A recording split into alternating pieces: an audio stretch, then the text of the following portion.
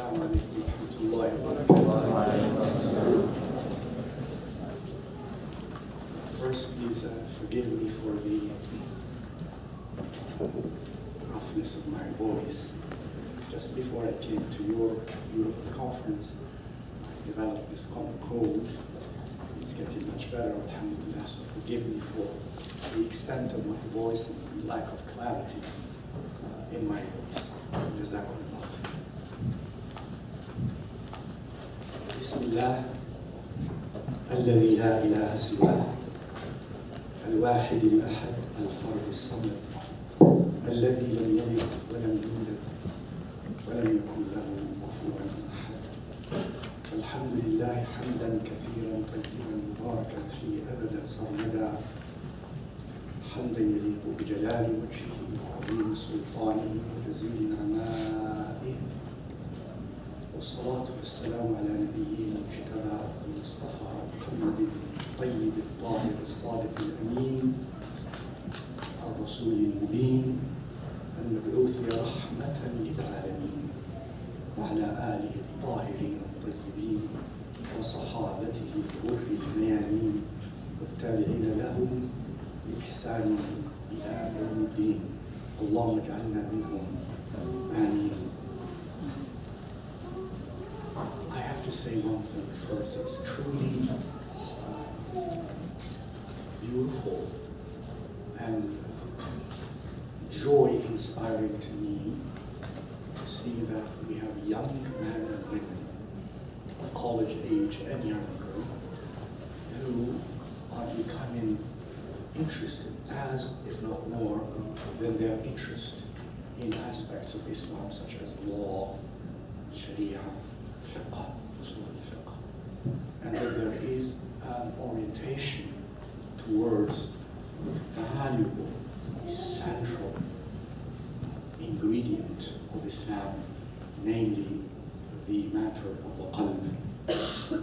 May Allah Azza wa Jal bless these efforts, and may He subhanahu wa ta'ala help us all attain that level of tazkiyah in our lives that will enable us, inshallah ta'ala, to be in the companion of those whom He loves in this dunya, and most importantly, in akhirah.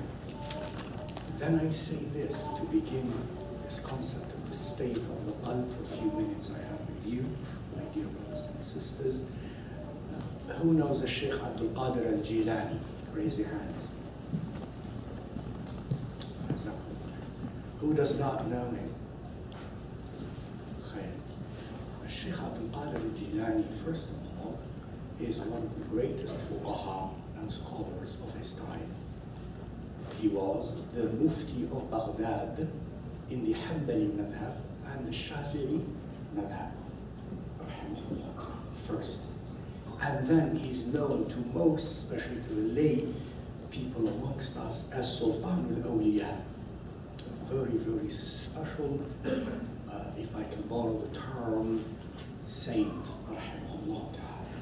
And the critiques, rahimahullah ta'ala, in scholarship, they are unanimously in agreement that he was very special and very spiritual in conformity of the way of Rasulullah sallallahu alaihi wasallam, including such critiques as Imam Ibn Taymiyyah, rahimahullah ta'ala, and Imam Zahabi, rahimahullah ta'ala, and Ibn Kathir, rahimahullah ta'ala, and others. They are unanimous as to the uprightness of his way, sallallahu alaihi ta'ala. One time he was speaking to a very large audience after the age of 50, because he began to speak only after the age of 50. Before that, he was only learning, studying, and disciplining his nafs. And he never thought he was worthy of standing in front of people and teaching, and may Allah forgive the likes of me, until he was made to do so, even though his teachers told him you may, until he had a very special, powerful dream in his life and a vision that made him understand that he has to do that for the sake of the way of Allah and His Rasul sallallahu alayhi wa sallam. So he was in front of this large audience, and he was known of his karamat. You know what a karama is?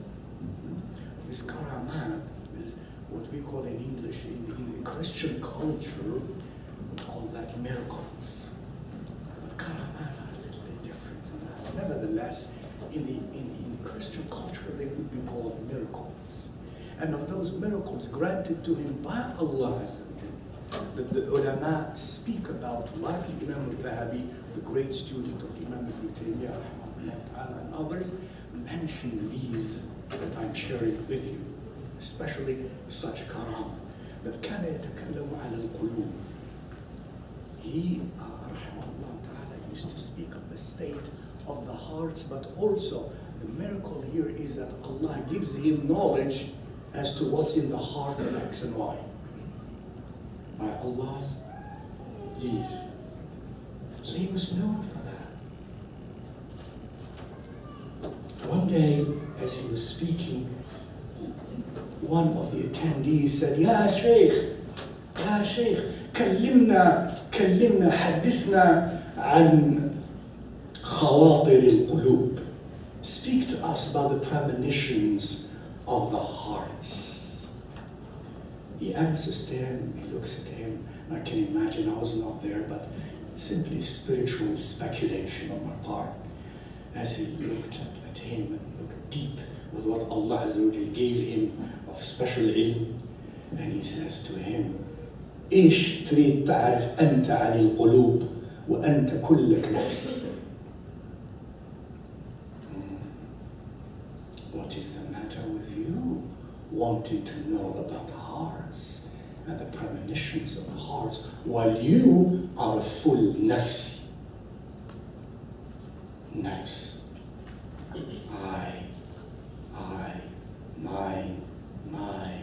I love, I hate, I know, I agree, I disagree. Who is that I? He's telling me your I inside of you and you don't know is a nafs, nafsun ammaratun bisu, still untamed, and you want to know about the hearts and the premonitions of the hearts. Mind your nafs, liberate your heart from your nafs, become a heart, then listen to the premonitions of the hearts. Allah Azza wa Jalla says in the Quran, إن في ذلك لذكرى لمن كان له قلب أو ألقى السمع وهو شهيد. As Allah mentions to us about the day of judgment, about Jannah, about Nar, about dying, about Tawheed of Allah Azza wa Jalla.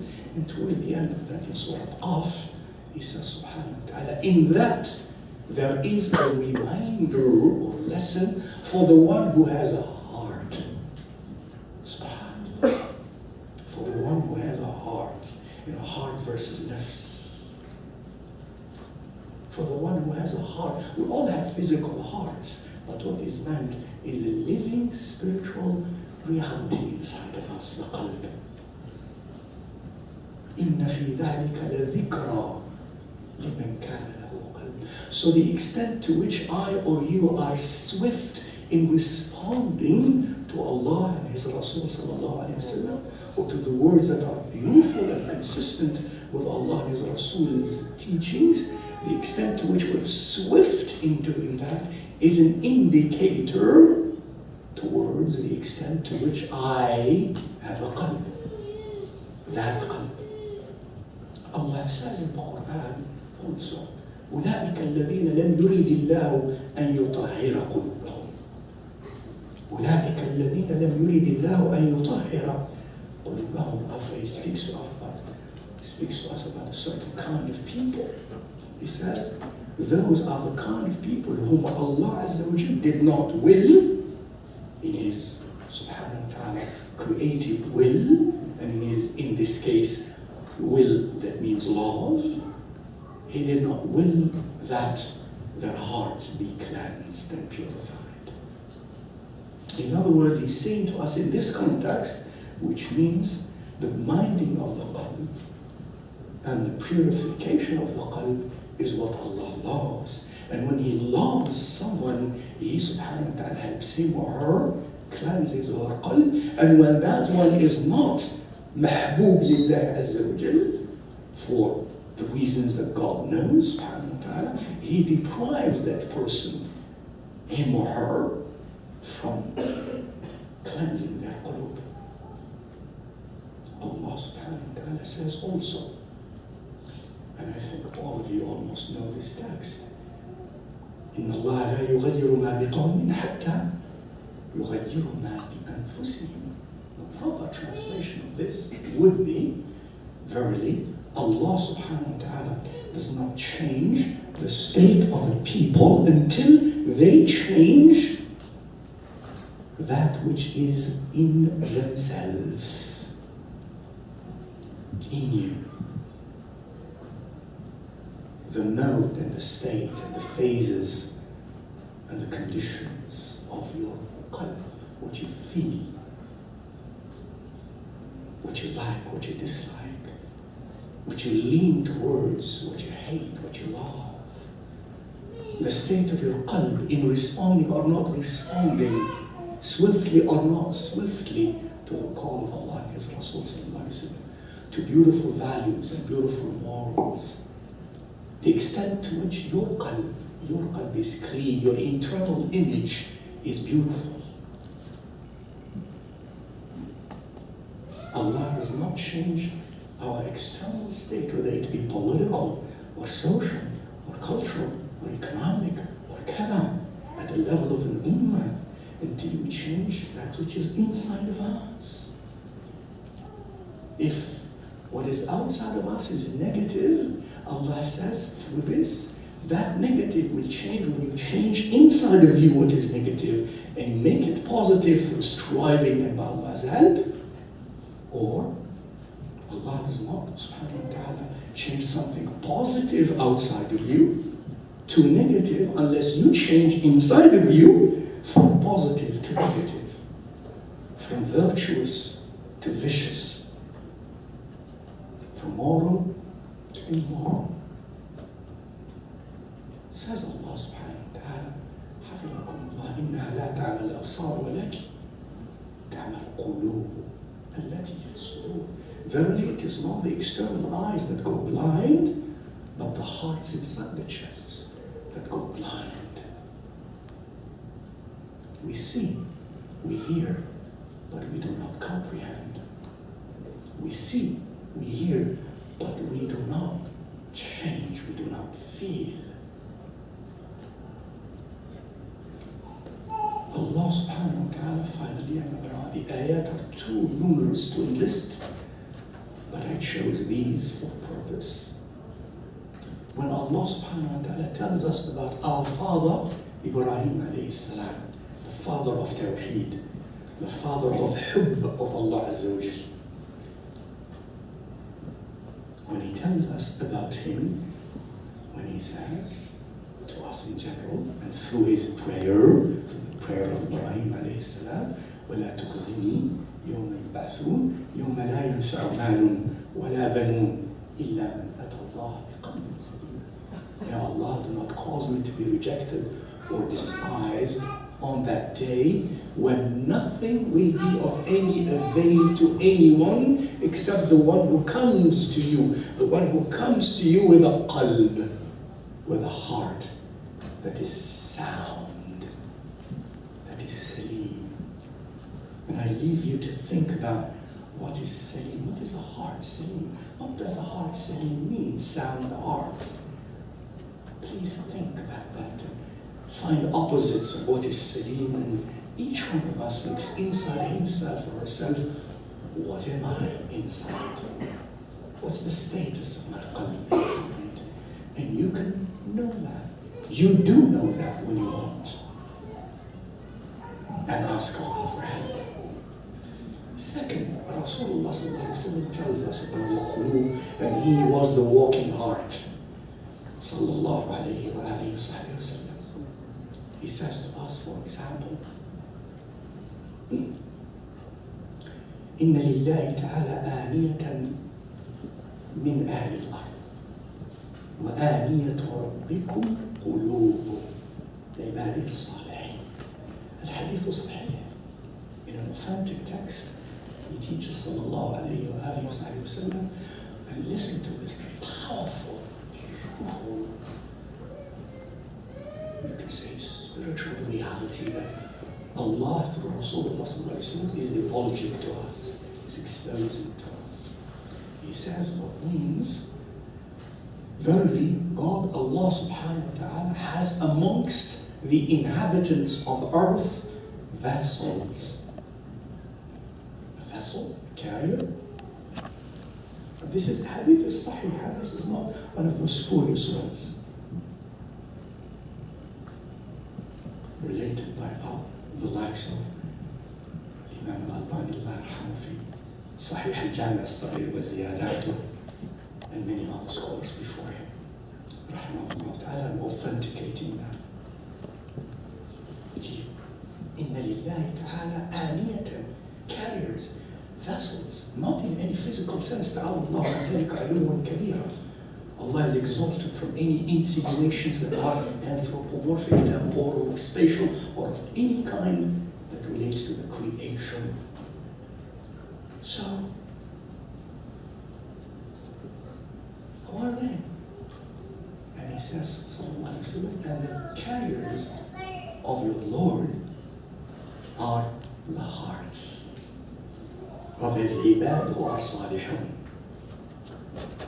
of his servants who are salihun, upright, righteous, muwahidun, whose qulub are filled with his attributes and names, subhanahu wa ta'ala. Their qulub do not have a place for other than that. That which comes to their qulub is removed by the presence of his attributes and names in their qulub. You find him there because he is there through his names and attributes in their hearts, and not intellectually or academically or philosophically, but wujdaniyan, experientially. Subhanallah. And then he continues to say, أحبها الينها وأرقها, end of quote. And the most beloved of those hearts are the most lenient, the softest, and the most transparent ones. Soft and transparent. Sallallahu alayhi wa alihi wa sallam. And he also teaches, as many of you know, my dear brothers and sisters, ألا إن في الجسد مضغة إذا صلحت صلح الجسد كله وإذا فسدت فسد الجسد كله ألا وهي القلب. Indeed, in the human person there is a piece of flesh as big as a lump to chew. If it is upright, then all the person is upright. And if it is corrupt, then all the person is corrupt. And that is the qalb. And that is the heart. The qalb. Said he sallallahu alayhi wa alihi wa sahbihi wa sallam.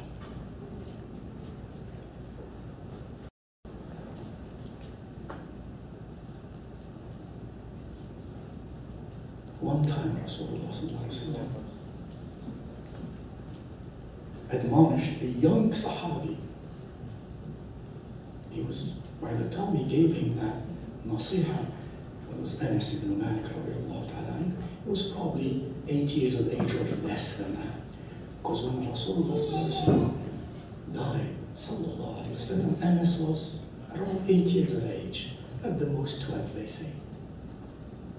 So he's speaking to a young boy, and look what he's telling him. Look at this maturity, spiritual maturity, and something for us to behold, parents, how to address our children, at what level and when.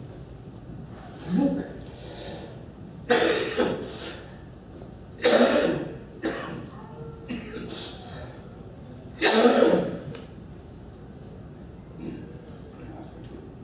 Excuse me. He says to the young Anas at that age, Ya bunay, oh dear son. He addresses him as bunay. And the fuqaha have with a lot of extensions about this part. Rasulullah calling this companion Ya Bunay, and they derive ahkam. Ya Bunay, dear son, إذا قدرت أن تصبح أو تمسي وليس في قلبك غش لأحد فافعل فإن ذلك من سنتي يا بني ومن أحيا سنتي فقد أحبني ومن أحبني كان معي في الجنة. End of quote. Oh my dear son, oh my dear son,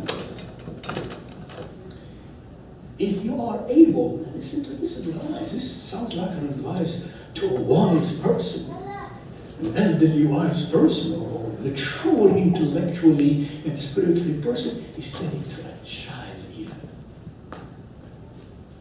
To a child even. A child growing with these values. Allah, it's a pearl amongst stones. He tells him, if you are able to wake every morning and to retire every evening, while in your qalb there is no rancor or there is no ill feeling to anyone, do that. For that is of my sunnah. Subhanallah. The sunnah of the qulub. Oftentimes, most of us, and sometimes even scholars and people who do da'wah, and students and others, when we speak of sunnah, the sunnah of Rasulullah, we mean to address most of the time, if not all of the time, the external manifestations of his life and teaching, sallallahu alayhi wa sallam. We don't look at minding our qulub as the sunnah of Rasulullah sallallahu alayhi wa sallam.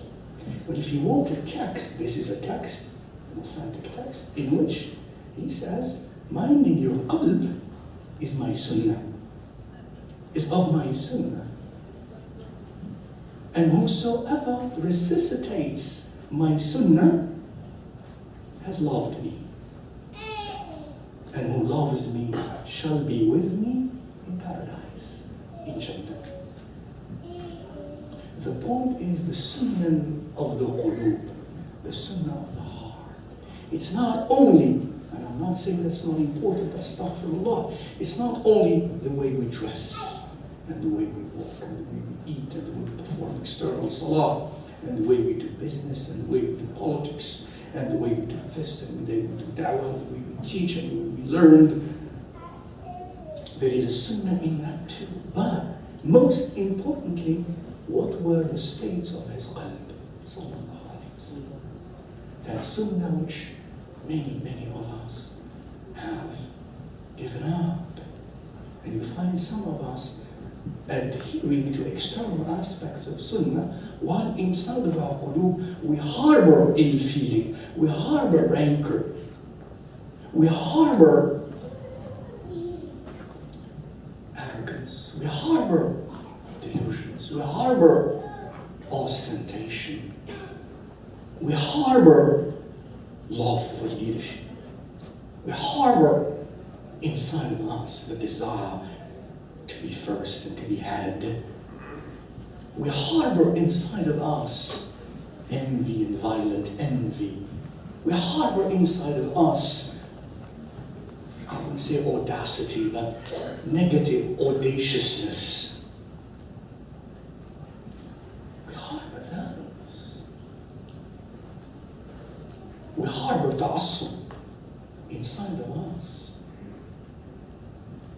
Yet the sunnah of the qulub, as Rasulullah practiced it and lived it and taught it in manifesting the Quran, shows that that is even more important, not only as important than the external aspects of the sunnah, the states of our qulub. Did my qalb or yours change for the past 25 years? What was I 25 years ago? Some of you maybe just 2 years ago, you're not that old yet. What was my qalb like 10 years ago, 3 years ago, 25 years ago, and where am I now? Have I ever thought of that? Have I ever looked into myself and into my life and the history of my life and tried to compare whether I'm still the angry person I used to be? Or did I change positively or negatively? Am I quieter? Am I more composed? Am I still the person I used to be 25 years ago who is unforgiving and demanding? Or did that change? How am I in hilm, in forbearance? 10 years ago, 3 years ago, a month ago, or 25 years ago versus now? How am I in my haya? Before and now, when I was younger and now, did it get worse or better? How am I in my sense of ihsan, in my sense of justice?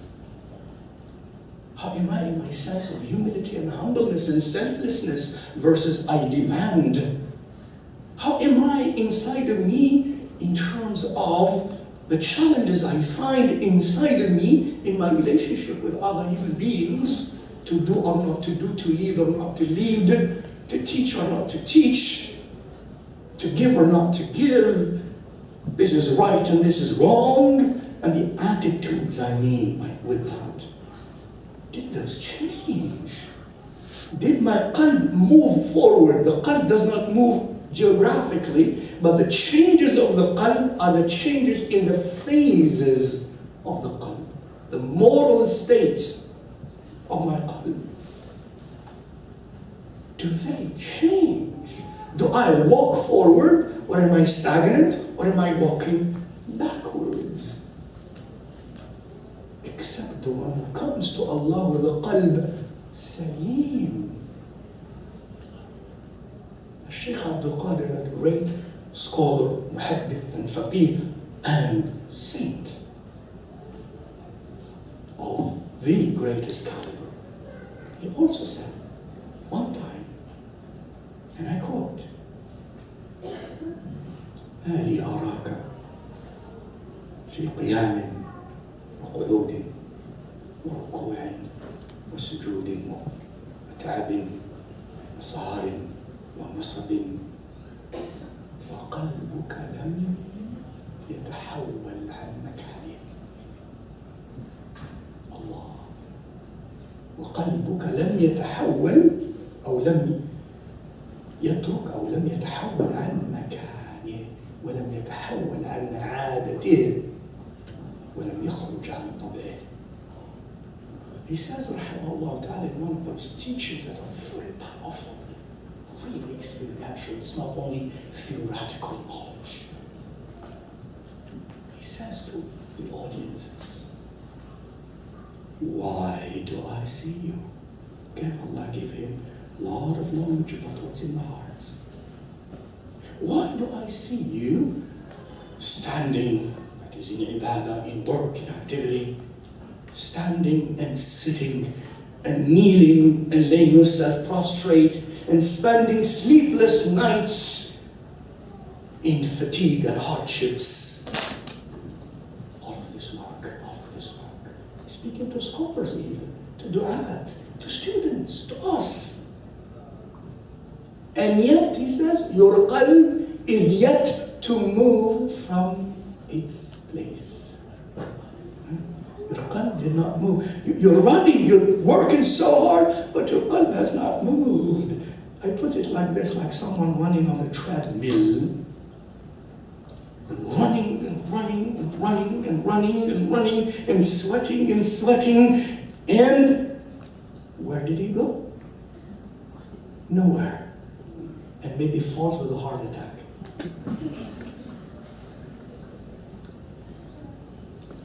Subhanallah. Allah in our ibadah looks at what? At our qulub. At our qulub. If our external ibadat are not connected to the states of our qulub, and the states of our qulub are not positively dynamic, then our state is negative. What is the qalb moving? The qalb moving is when the conditions of my qalb, the feelings in my qalb, the states of my qalb, the image of my qalb, in terms of the moral values, tawheed versus shirk, of different sorts, kindness versus rudeness, justice versus iniquity, forgiveness versus being demanding, patience versus impatience, ostentation, riya versus ikhlas, sincerity, untruthfulness versus truthfulness, in seeking and wanting Allah Azza wa Jal, and on. Haya versus lack of haya.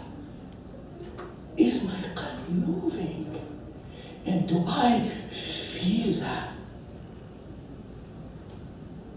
That's why some of us, as Rasulullah Sallallahu Alaihi Wasallam teaches us, we learn Quran, we perform salah, we teach ilm, we recite the Quran, we perform tahajjud, and we go to hell. Is that correct? Did I invent this? Did I invent this? You've heard it before? Yes. Who said so? Rasulullah Sallallahu Alaihi Wasallam. In the famous hadith of Man al-Muflis. Atadruna Man al-Muflis. Famous hadith on who is the bankrupt. And they replied, the bankrupt, Ya Rasulullah, is the one who has no more dinar nor dirham left. No more gold, no more silver left. He says, no. Al-Muflisu min ummati, of my ummah, that's not what I mean. That's not what makes you really bankrupt.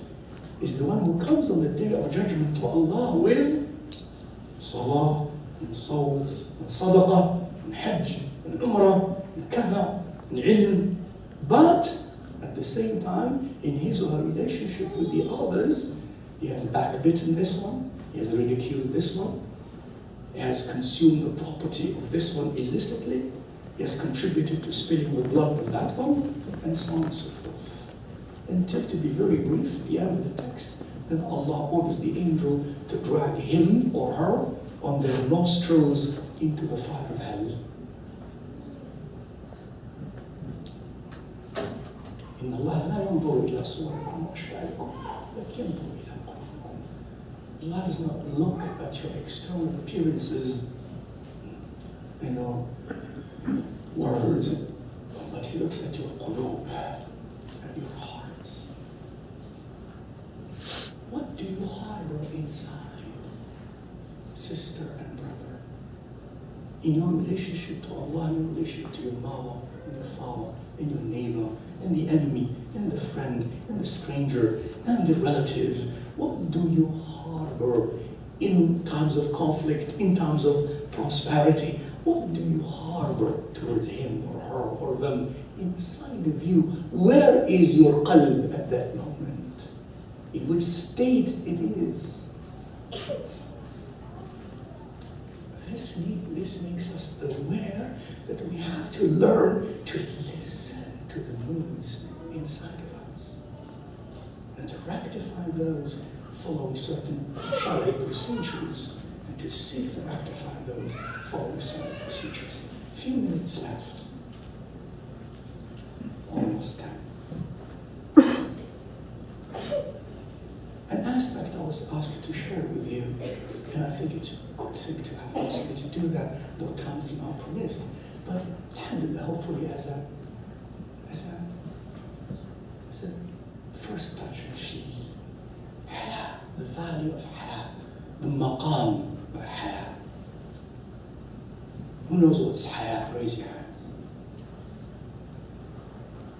Alhamdulillah. Now, how is it translated usually? Somebody says it. Modesty. What else?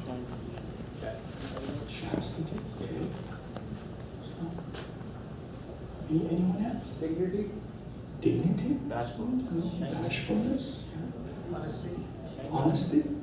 No, not really, but bashfulness and modesty are the most common and the closest to that. But look, first I begin with this. The way I see it defined is through this means, linguistic usage in the Quran and in the Sunnah of Rasulullah sallallahu alaihi wasallam. Many of you know the ayah about Sayyidina Musa and Fir'aun, when Allah Azza wa Jal tells us that when Fir'aun was tyrannical, then he started to kill every newborn male and what? And keep alive the female. Keeping alive, what term did he use in the Quran? يستحي. يقتل أبناءهم ويستحيي نساءهم. يستحيي means to keep alive. But يستحيي means also what? To express and show حياة. Are you with me? استحيا means to keep alive, and it means also to have حياة. What is it telling you? Your students, you can think. What does it tell you, this linguistic origin? Huh? Now? Keep your haya alive. Keep your haya alive. But that's nice, that's beautiful. I think there is a more profound than that something. It said, yes? Life and haya is the same. No? Life and haya are the same. أحسنت. من لا حياء له لا حياة له. And the only difference, if you want to pronounce it and stop at the last vowel with a silent vowel, حياء, and the other one is what? حياء.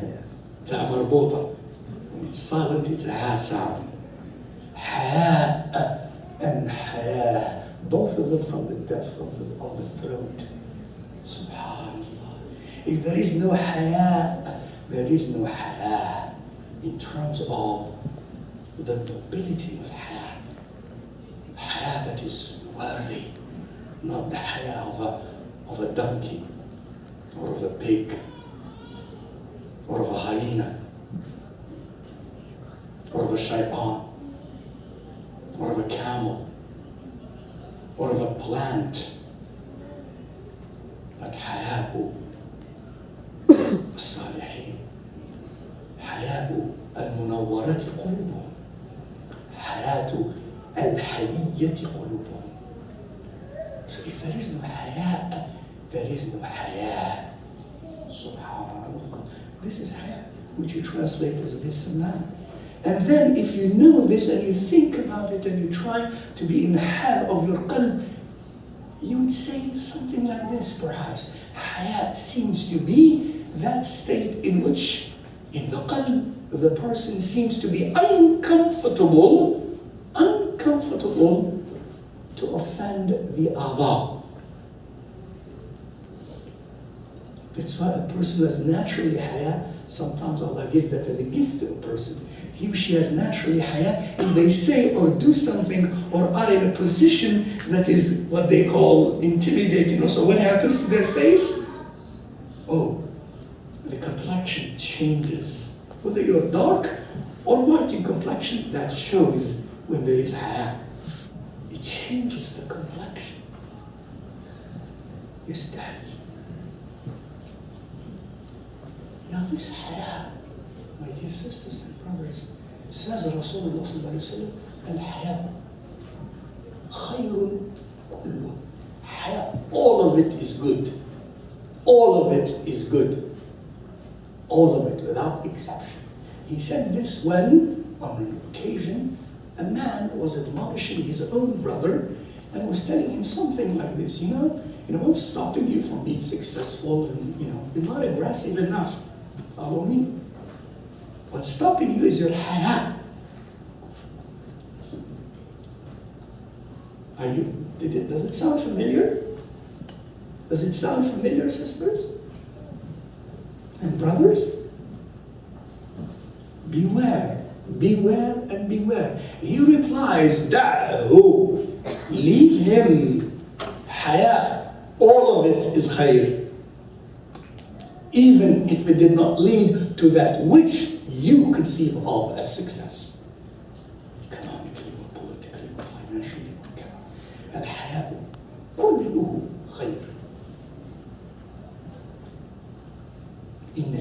دين خلقا وفي رواية إن لكل شيء خلقا وإن خلق الإسلام الحياة.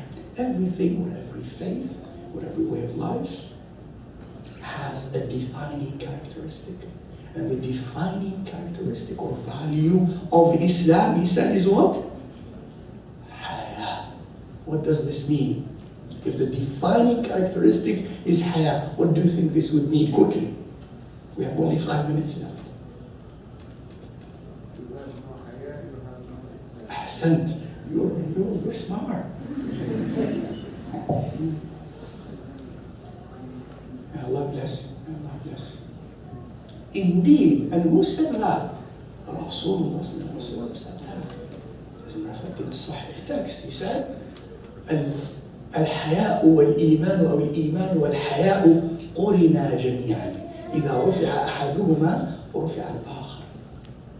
He said, الحياء and Iman are joined together. If one of them is lifted, the other one is lifted as well. Subhanallah. Subhanallah. You know, the haya of Rasulullah as a man described in authentic texts by his companions, how did they describe him when it comes to his haya? Do you know? كان أشد حياء من العذراء في خدرها. They describe Rasulullah's haya, khulq. And they say he had more haya than an unmarried young woman in her private quarters. You know what that meant? In those days, a young woman who has never had experience with man, especially sexually, and she lives in her private quarters. When she sees a man, out of a natural response of haya, she lowers her gaze and she runs away. Wallahi al-Azim, I still know some women who are like that. As I say this, I just had in mind one or two young girls. Even I, by the way, this girl I have in mind, I'm her maternal uncle. She sees a man, she sees even me, she cannot talk. She becomes red. And she lowers her head. And I speak to her and she doesn't talk. See, just to give you an idea of what they meant by this statement, أشد حياء من العذراء في خدرها. Rasulullah sallallahu alayhi wa alihi wa sallam. The character of Islam. There is a text that teaches أول ما يرفع من أمتي أول ما يرفع من أمتي, of the first characteristics of values that shall be lifted from my ummah. He said in one text, الحياء والأمانة. حياء and أمانة, trustworthiness. ولا يصلين وآخر ما يبقى من دينهم الصلاة ولا يصلين أقوام لا خلاق لهم. And then he says, and of the last things that shall remain of this deen, the last things, when these things will disappear, is that is salah. And to the extent that even people who shall have no share with Allah Azza wa Jal shall also perform salah. But they have no share with Allah Azza wa Jal. Of the first thing that shall be lifted, al-haya from man and al-haya from women. Examples of haya. I have 1 minute left.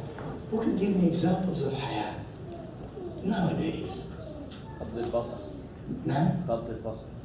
ماذا؟ غض البصر. غض البصر. أي نعم. To protect our gaze out of haya.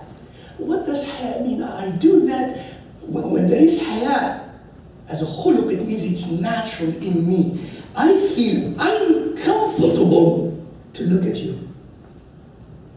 It's not that I do that because I know I have ilm. Alhamdulillah, that's khair. But those who have haya, they do that because they can't. They feel very uncomfortable. That's haya. Because I could not look at you. I may not look at you because what I know, ilm. But I may not look at you sometimes because of the state, the hal of my qalb in haya. What else? Examples.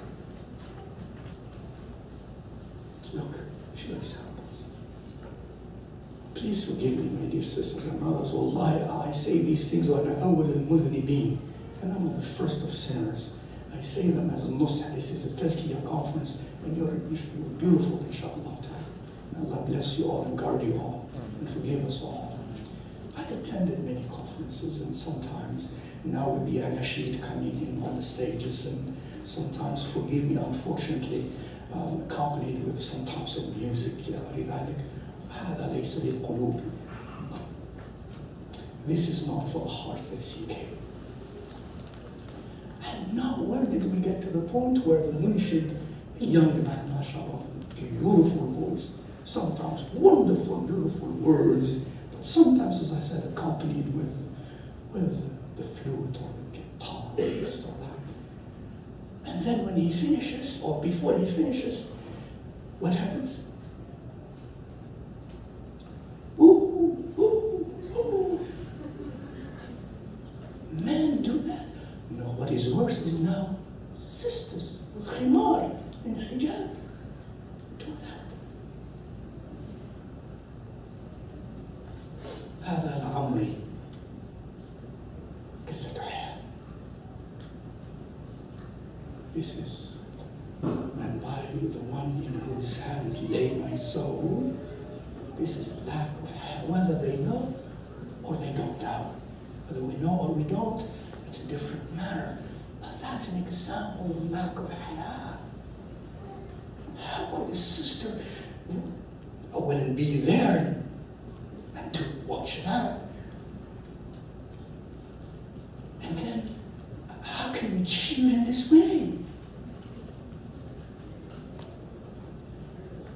In front of an elder and your parent, or your teacher, an elderly teacher, and people sit together and eat together, and you find young people congregating and talking and behaving as though there is no one else there besides themselves. When, for example, we do not look at the presence of an elder or an elderly person or a scholar amongst us, and we take the initiatives of discourse and of conversations in ways that are dunyawi, mundane, temporal, personal, sometimes even lack of adab, or even sometimes lack of enough moral sustenance. These are examples of lack of haya. Lack of haya is people disobey Allah Azza wa Jal in matters that are small, in minor sins. But lack of haya is when we know it's a minor sin and we do it in front of others. That's lack of haya. That's an example. Please do know. These are examples of lack of haya. And Rasulullah said, of the first thing that shall be lifted from this ummah of Muhammad is haya and amana. And I quote with this, there was a text that scared me tremendously. Allah Ta'ala alam of the level of its authenticity. رواه الشيخ ونقله عنه صاحب الكنز في كنز الأمال. The text teaches, ليأتين على الناس زمان تشاركهم الشياطين في أولادهم. يا ساتر. قالوا أو كائن ذلك يا رسول الله؟ قال نعم. ثم قالوا وكيف نعرف أولادنا من أولادهم؟ قال بقلة الحياء وقلة الرحمة. End of quote. He said there shall come a time upon man when devils will take part in the production of their offsprings, of their children. be? He said, in accordance to this text, Allah Ta'ala, Na'am, yes. And then they asked, how would we know then? That is, you see, the companions asked, they already accused themselves, what if we live to that? They say, how do we know the children that are pure and the children that are, partly from shaitan? Contribution. He said, you know what? The lack of haya and the lack of merciful love, lack of rahmah, the lack of haya and the lack of merciful love or loving mercy. End of quote. May Allah subhanahu wa ta'ala, my dear sisters and brothers, help us all be mindful and aware of the states of our qulub. May Allah subhanahu wa ta'ala help us change and walk forward with our hearts. May Allah subhanahu wa ta'ala save us and rectify us from the mistakes in our qulub that we have already built and we're already suffering from, whether we know or we do not know. Because when Allah has special love for someone, He makes them, her or him, aware of their deficiencies and helps them rectify those. My dear sisters and brothers, I hope if this message can reach you all, and pray for me the same and for my offsprings. Be very careful. This world has many beautiful things to offer, but it has many challenging, dangerous attractions that we are to be very cautious about. When things happen around you and new thoughts and new suggestions are made in our life, especially in matters already talked about and done in the past, go back to the old and the ancient. That is safest. In matters that are new, that did not occur before, alhamdulillah, the ulama have fiqh for that to help us.